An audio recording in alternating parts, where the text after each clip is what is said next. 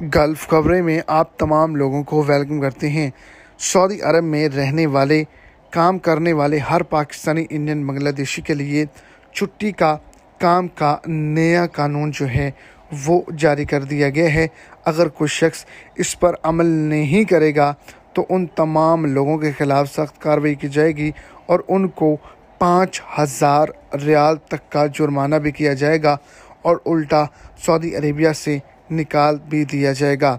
आप तमाम लोग वीडियो को एंड तक देखें ताकि एक बड़े नुकसान से बच सकें। और अगर इस चैनल पर फर्स्ट टाइम है तो चैनल को सब्सक्राइब करें, साथ में बेल आइकन को प्रेस करें, ऑल पे सिलेक्ट कर लें ताकि सऊदी अरेबिया के रिलेटेड जो भी अच्छी बुरी छोटी बड़ी खबरें हों वो आप तमाम लोगों तक बआसानी और चल पहुँच सके। और सपोर्ट के तौर पर वीडियो को लाइक करके अपने दोस्तों तक भी इसको ज़्यादा से ज़्यादा शेयर करें ताकि वो भी इससे फ़ायदा उठा सकें। अगर आपका 2 साल का कॉन्ट्रैक्ट है और कॉन्ट्रैक्ट ख़त्म होता है, आप नया कॉन्ट्रैक्ट साइन करते हैं, तो इस दौरान एक बार आपको सऊदी अरेबिया ज़रूर छोड़ना होगा।